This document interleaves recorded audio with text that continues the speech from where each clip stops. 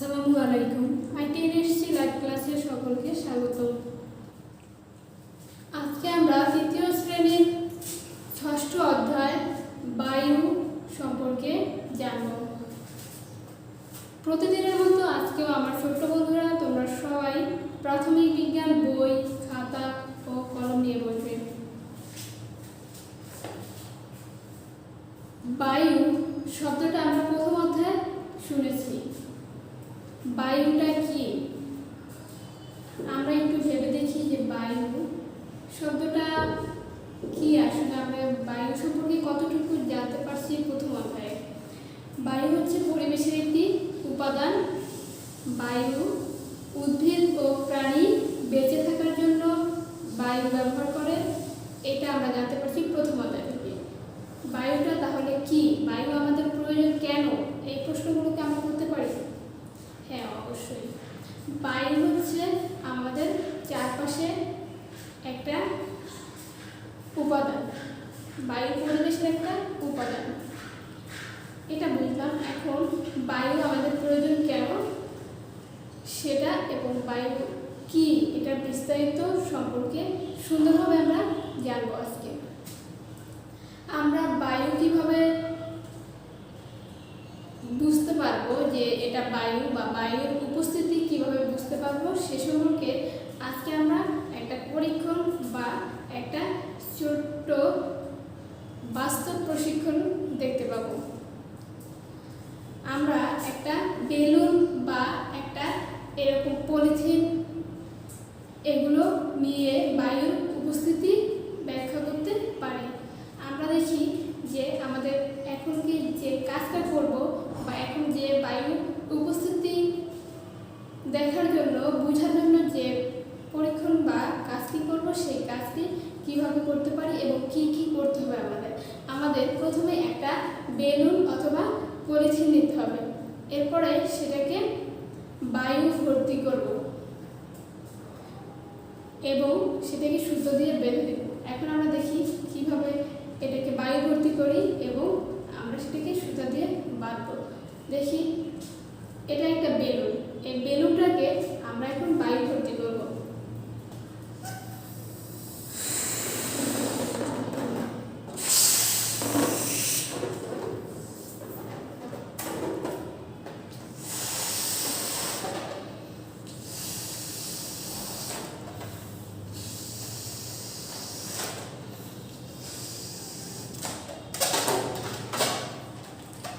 এরপর এটাকে সুতো দিয়ে বা এমনিতেই গিট দিয়ে দিচ্ছি।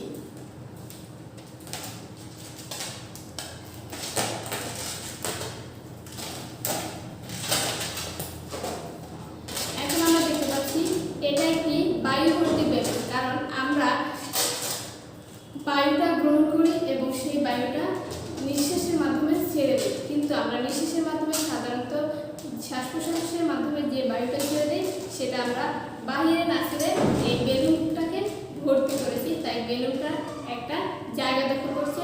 আমরা যেখানে দেখতে পাচ্ছিলাম যে এর আগে বেলুনটা এরকম ছোট আকৃতি ছিল, এটার ভিতরে বায়ু ভর্তি করার পরে বায়ুটা এই আকৃতিটা ধারণ করছে। এখন এই বেলুনটাকে আমরা এভাবে চাপি, দেখি এটা কিরকম একটা অনুভূতি সৃষ্টি হয়। এরপর আমরা এভাবে আমরা এটাকে ছেড়ে দেব। বেলুনটাকে ছোড়ার পরে সে এদিক সেদিক উড়ি করতেছে বা একটা জায়গা থেকে আরেকটা জায়গা দখল করতেছে। এরপর দেখো এটাকে আমি নাড়াচাড়া করি, এটা একটা বস্তু হিসেবে আমাদের কাছে এখন মনে হচ্ছে। এর আগে আমরা কখনো বায়ুর উপস্থিতি অনুভব করতে পারিনি। এখন আমরা দেখি, আমরা যখন নিঃশ্বাস নেই তখন বায়ুটাকে আমরা গ্রহণ করি, সেটা আমরা বুঝতে পারি না, কিন্তু যখন এটাকে ছেড়ে দেই তখন আমরা ঠিকই বুঝতে পারি যে আমাদের এখান দিয়ে কিছু একটা বের হচ্ছে।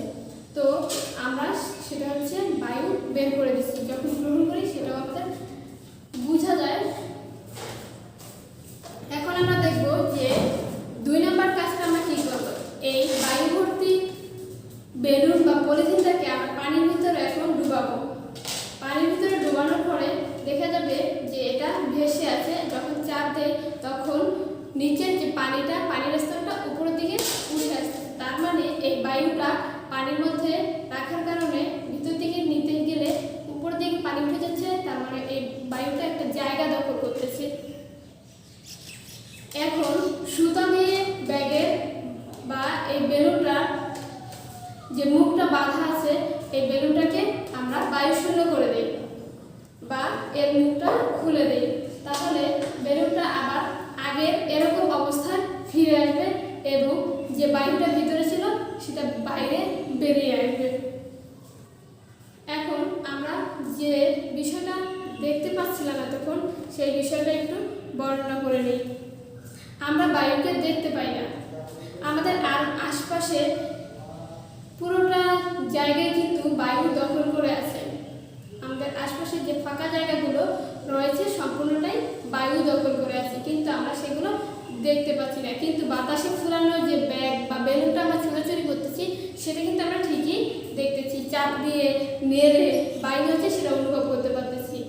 আমরা যখন এই পানির ভিতরে ব্যাগটাকে রাখি তখন বুঝতে পারি যে এটা একটা জায়গা দখল করতেছি, কিন্তু যখন বায়ুটাকে ছেড়ে দেই, যখন এই ব্যাগ বা বেলুনের ভর্তি যে বায়ু ছিল সেটা যখন এটা সুতা খুলে ছেড়ে দিলাম তখন আমরা দেখলাম যে ওইখানে পানির ভিতর থেকে একটা বুদবুদ হয়ে উপর দিকে উঠে আসতেছে। তার মানে ওটা ছিল বায়ু এবং বায়ুটা ভিতর থেকে বেরিয়ে আসতেছে। এভাবে আমরা বায়ুর উপস্থিতিটাকে বুঝতে পারি। আবার আমরা যখন হাত পাখা ব্যবহার করি বা যে ফ্যান ব্যবহার করি, ইলেকট্রিক ফ্যান, তখন আমরা বাতাসটা বুঝতে পারি। আমরা যখন হাত পাখাটাকে এভাবে নাড়ি তখন আমাদের গায়ে একটা ঠান্ডা অনুভূতি সৃষ্টি হয়, এটা হচ্ছে বায়ুর কারণে হয়। এছাড়াও আমরা যখন একটু বেশি বাতাসের মধ্যে দাঁড়িয়ে থাকি তখন দেখি আমাদের জামা কাপড় আশপাশ দিয়ে উঠতেছে, চুল উঠতেছে, এগুলো বায়ুর উপস্থিতির কারণে হয়ে থাকে। আমরা যখন নদীতে নৌকা চড়তে দেখি তখন দেখি যে এরকম নৌকার উপরে একটা পাল রয়েছে,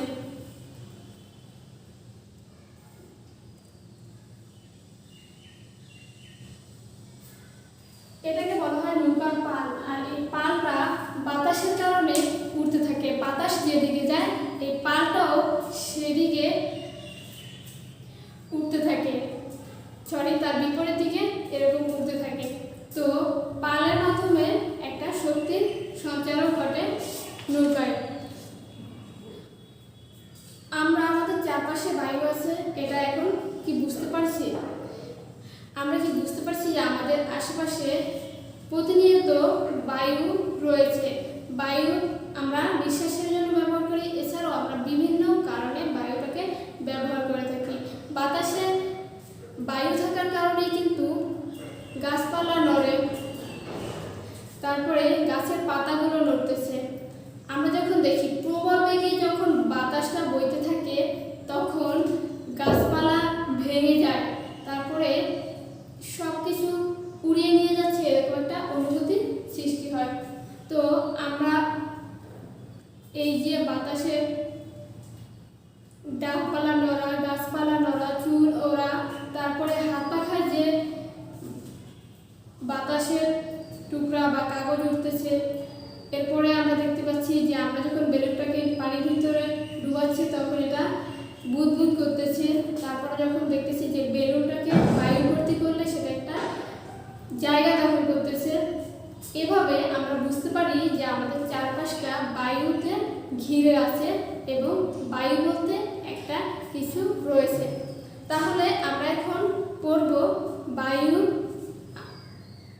আমাদের চারপাশে যে বায়ুটা আছে এটা আমাদের কেন প্রয়োজন এবং এই বায়ুটা আমরা কিভাবে ব্যবহার করতে পারি। আমরা এই পাঠে যে আলোচনা করলাম বায়ুর উপস্থিতি অনুভব করা এবং বায়ুর যে 5টা অবস্থা সেটার একটা তালিকা তৈরি করা। আমরা এখন তালিকাটা তৈরি করি, দেখি।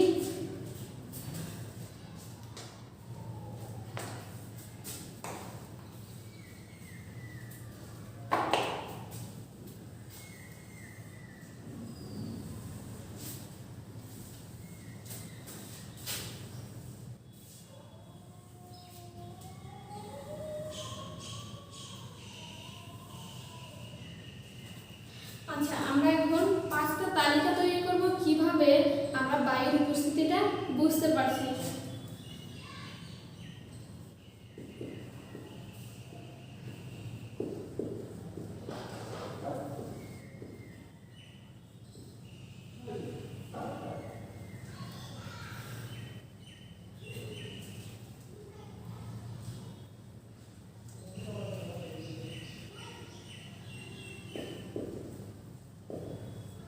বায়ুর উপস্থিতি অনুভব করা যায় এরকম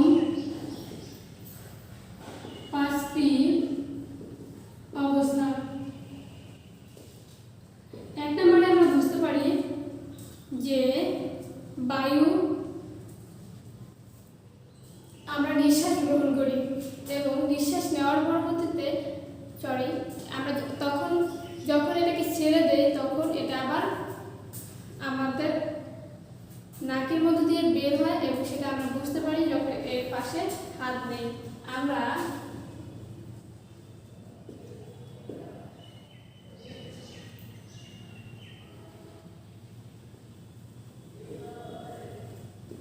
নাকে মুখে হাত দিয়ে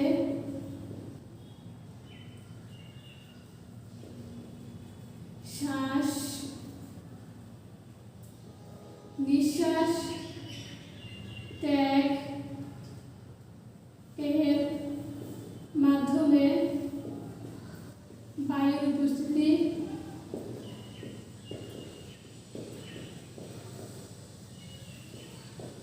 বুঝতে পারি। বায়ুর উপস্থিতি বুঝতে পারি।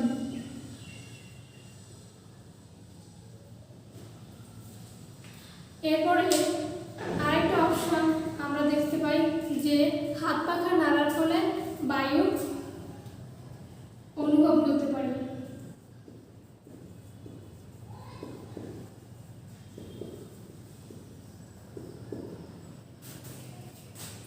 তিন নম্বরে বেলুন বা ফানুস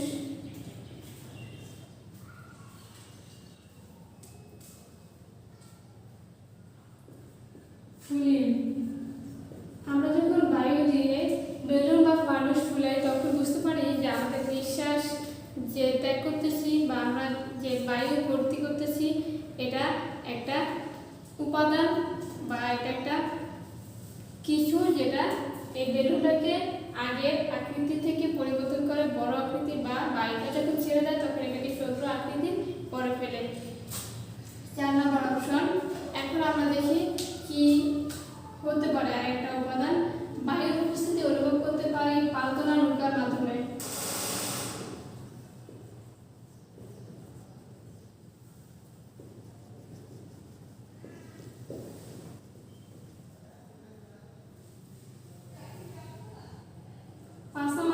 হতে পারে গাছের পাতা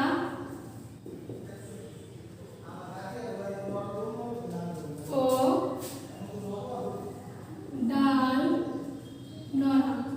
গাছের পাতা ও ডাল যখন নড়ে তখন আমরা বুঝতে পারি যে এখান দিয়ে বাতাস বয়ে যাচ্ছে। তো এভাবে আমরা বায়ুর উপস্থিতি বুঝতে পারি। 5টা অপশন আমরা লিখেছি বায়ুর উপস্থিতি কিভাবে আমরা বুঝতে পারি। নাকে মুখে হাত দিয়ে যখন আমরা নিঃশ্বাস ত্যাগ করি তখন আমরা বায়ুর উপস্থিতি বুঝতে পারি। আবার যখন আমরা হাত পাখা নেড়ে বাতাস করতে থাকি বা শরীর ঠান্ডা করার জন্য হাত পাখাটাকে নাড়ি তখন আমরা বায়ুর উপস্থিতি বুঝতে পারি। বেলুন বা ফানুসটাকে যখন ফুলাই তখন আমরা বুঝতে পারি যে আমাদের বেলুনটা বায়ু ভর্তি করার কারণে এটা ফুলে উঠছে। আবার যখন এটাকে সুতা খুলে দেই তখন দেখি যে এটা শূন্য হয়ে আগের অবস্থায় ফিরে যাচ্ছে, তার মানে এখানে বায়ুর উপস্থিতি আছে। এরপরে দেখতে পাচ্ছি পালতোলা নৌকা।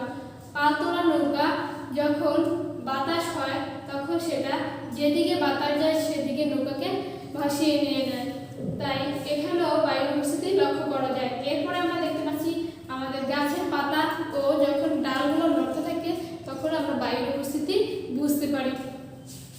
এখন আমরা জানবো বায়ুর গুরুত্ব। ছোট বন্ধুরা, বায়ু কি কি কাজে ব্যবহার করা হয়, কিভাবে এটা আমাদের জন্য গুরুত্বপূর্ণ সেই সম্পর্কে এখন একটু জেনে নেই। আমরা প্রথম অধ্যায়ে জানতে পারছিলাম যে বায়ু উদ্ভিদ ও প্রাণীর জন্য অত্যন্ত গুরুত্বপূর্ণ একটি উপাদান। বায়ু থেকে উদ্ভিদ গ্রহণ করে কার্বন ডাই অক্সাইড আর প্রাণীরা গ্রহণ করে অক্সিজেন। এই দুটো উপাদানে উদ্ভিদ বা জীবের বেঁচে থাকার উদ্ভিদ ও প্রাণী বা জীবের বেঁচে থাকার জন্য অত্যন্ত গুরুত্বপূর্ণ। বায়ু সবখানে আছে। আমাদের চারপাশে যত ফাঁকা জায়গা দেখতে পাচ্ছি সম্পূর্ণ সবগুলো জায়গাতে বায়ু দ্বারা পূর্ণ আছে। আমাদের যে উপরে বিশাল আকাশ দেখতে পাচ্ছি এটাও বিভিন্ন প্রকারের বায়ুর উপাদান দ্বারা পরিপূর্ণ। ওটা একটা কতগুলো গ্যাসের স্তরের স্তরের বিন্যাস, যেটা একটা বিশাল জায়গা দখল করে আছে। তার মানে বায়ুর প্রত্যেকটা জায়গায় গুরুত্বপূর্ণ অবস্থান রয়েছে। মানুষ সহ সকল উদ্ভিদ ও প্রাণী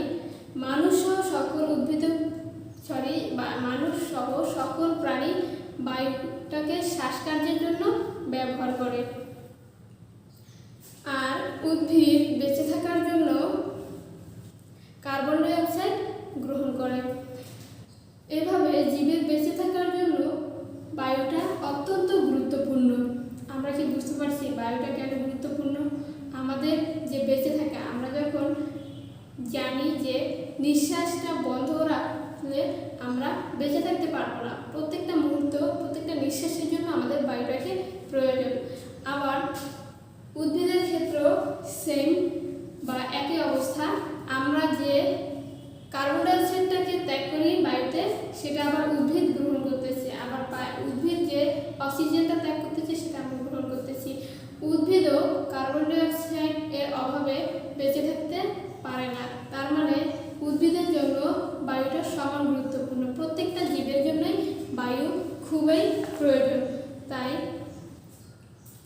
এই পাঠে আমরা এখন জানবো বায়ুর ব্যবহার। বায়ুটাকে আমরা কি কি কাজে কিভাবে ব্যবহার করতে পারি। মানুষ বিভিন্নভাবে বায়ুকে ব্যবহার করে থাকে। আমরা তো অক্সিজেনের জন্য ব্যবহার করি, উদ্ভিদ কার্বন ডাই অক্সাইডের জন্য ব্যবহার করে। এছাড়াও বায়ুটাকে আমরা বিভিন্ন কাজে ব্যবহার করে থাকি। যেমন আমরা সাইকেল এবং গাড়ির চাকায় বায়ুটাকে ব্যবহার করি। আমরা ওই যে রাবারটাকে দেখতে পাই, ওটা বায়ু দ্বারা পূর্ণ করা হয়, যার ফলে সেটা ব্যবহার উপযোগী হয়ে ওঠে। নৌকার পালে বাতাস ব্যবহার করে পানিতে নৌকা চলাচল করে থাকে। আমরা দেখতে পাই পালতোলা নৌকাগুলো কিভাবে পালের সাহায্যে চলাচল করে। বাতাস যেদিকে যায় সেদিকে পালতোলা নৌকা চলতে থাকে। বাতাসের উপর ভিত্তি করে পালতোলা নৌকা তার দিক বা গতি পরিবর্তন করে থাকে। তাই দেখা যায় যে সময়টা বাতাস যেদিকে যাচ্ছে বা নৌকাও সেদিকে যাওয়ার চেষ্টা করতেছে। নৌকার পালে বাতাসটা ব্যবহার করার কারণে তাদের অতিরিক্ত শক্তি এবং শক্তি খরচ করতে হচ্ছে না, পরিশ্রম করতে হচ্ছে না। নৌকাতে যদি পাল ব্যবহার না করা হয় তাহলে সেটাকে বৈঠা দিয়ে বিভিন্ন অথবা ইঞ্জিন ব্যবহার করে দুইটাভাবে চলতে হয়। এটা খরচ ও পরিশ্রমের একটা ব্যাপারও। আর পালতোলা নৌকা বাতাসের মাধ্যমে বাতাসকে ব্যবহার করে চলতে থাকে। এটাও খুব গুরুত্বপূর্ণ একটা ব্যাপার। গরম লাগলে বায়ুর সাহায্যে আমরা শরীর ঠান্ডা করি। আমরা হাত পাখাকে বাতাস করার জন্য ব্যবহার করি, তাই না? আমরা যখন গরম অনুভব করি তখন আমরা হাত পাখা ব্যবহার করি। এখন বর্তমান আধুনিক যুগে আমরা সাধারণত হাত পাখার পরিবর্তে বেশিরভাগ সময় ইলেকট্রিক ফ্যানটাকে ব্যবহার করি। ইলেকট্রিক ফ্যানের মাধ্যমে আমরা আমাদের শরীরটাকে ঠান্ডা করে রাখি। এছাড়াও আমরা বায়ুটাকে ব্যবহার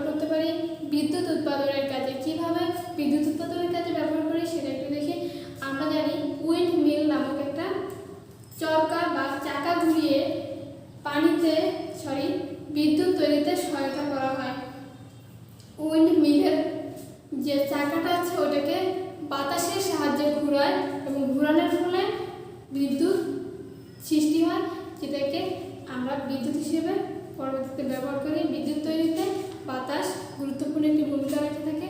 বাতাসের মাধ্যমে আমরা বিদ্যুৎ তৈরি করতে পারি। তার মানে আমরা বায়ুর ব্যবহার কী কী কাজে ব্যবহৃত হয় সেটা একটু জেনে নিই। আবার একটু দেখি বায়ুকে বিভিন্নভাবে ব্যবহার করতে পারি আমরা শ্বাস প্রশ্বাসের কাজে, এরপরে উদ্ভিদ তাদের খাদ্য তৈরিতে, সাইকেল বা গাড়ির চাকায়, নৌকার পালে, হাত পাখা বা শরীরকে ঠান্ডা করার জন্য ব্যবহার করি। এরপরে আমরা ব্যবহার করতে পারি বিদ্যুৎ উৎপাদনের কাজে। এভাবে আমরা বাতাসকে ব্যবহার করে থাকি। আমরা আজকের পাঠে জানলাম বায়ু কি, বায়ু আমাদের কেন প্রয়োজন, কিভাবে আমরা বায়ুটাকে ব্যবহার করে থাকি। আমরা আবার একটু দেখি যে বায়ু কি। বায়ু হচ্ছে একটি পরিবেশের উপাদান যা আমরা চোখে দেখতে পাই না কিন্তু অনুভব করতে পারি। বায়ু আমরা বিভিন্নভাবে অনুভব করতে পারি। এই পাঠের মাধ্যমে আমরা জানতে পারছি, যেমন বেলুন, পালতোলা নৌকা, তারপর শ্বাস প্রশ্বাস ত্যাগের, শ্বাস প্রশ্বাস গ্রহণ, গাছের ডালপালা নরম, এরকম অনেকগুলো মাধ্যমে আমরা বায়ুর উপস্থিতি লক্ষ্য করতে পারি। বায়ু আমাদের বিভিন্ন কাজে প্রয়োজন। বায়ু একটি গুরুত্বপূর্ণ উপাদান। বায়ুর গুরুত্ব প্রত্যেকটা জীবের ক্ষেত্রে রয়েছে। উদ্ভিদ ও প্রাণী দুই ধরনের জীবেই বায়ুকে ব্যবহার করে এবং বায়ু ছাড়া তারা বেঁচে থাকতে পারে না। বায়ুর ব্যবহারটাও শিখছি আমরা। বায়ুকে বিভিন্ন কাজে ব্যবহার করা হয়। পালতোলা নৌকা, উইন্ড মিল, গাড়ির চাকা ইত্যাদি কাজে বায়ুকে ব্যবহার করা হয়। আমরা এর আগে যে পরীক্ষাটা দেখছি সেটাও আমরা আরেকটু সুন্দরভাবে বোঝার চেষ্টা করি যে আমরা বায়ুটাকে সাধারণত দেখতে পাই না। আমাদের আশপাশে চারপাশে সব জায়গায় বায়ুর অবস্থান বিদ্যমান, কিন্তু বায়ুটাকে আমরা চোখে দেখতে পাই না কিন্তু অনুভব করতে পারি। যেমন যখন একটু বেশি বেগে বাতাস হয় তখন আমাদের জামা কাপড়, চুল এগুলো নড়তে থাকে। আমাদের বাতাস যদি এভাবে আমরা হাত পাখা দিয়ে করতে থাকি তখন আমাদের শরীরটা ঠান্ডা হয়ে যায়। আমরা যখন আমাদের নিঃশ্বাসটাকে ত্যাগ করা এটা একটা পাত্রের মাধ্যমে রাখি, যেমন একটা বেলুন বা একটা ফানুস অথবা একটা পলিথিনের মধ্যে রাখি, তখন এটা একটা জায়গা দখল করে। আবার যখন এটাকে সুতোর বা গিটটা ছেড়ে দেয় তখন এটা আবার আগের মতো হয়ে যায়। তার মানে বায়ুটা বাইরে বা পরিবেশের সাথে মিশে যায়। তো এভাবে আমরা বায়ুর উপস্থিতি লক্ষ্য করতে পারি। এই বেলুনটাকে আমরা যখন নাড়াচাড়া করি তখন আমরা বায়ুর যে উপস্থিতি, যে এটার ভিতরে একটা বায়ু দখল করে আছে যেটা এরকম একটা আকৃতি নিয়ে আছে।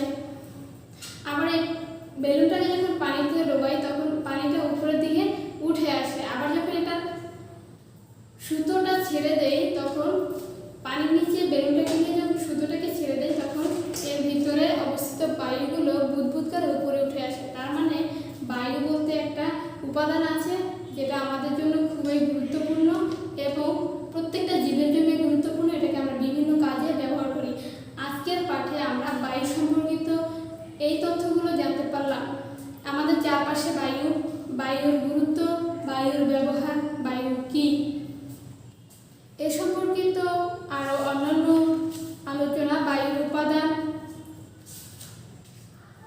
বায়ুর ব্যবহার, বিভিন্ন উপাদানের ব্যবহার, এসব সম্পর্কিত যাবতীয় বিস্তারিত আগামীকালকের ক্লাসে থাকছে, আগামী দিনের ক্লাসে থাকছে।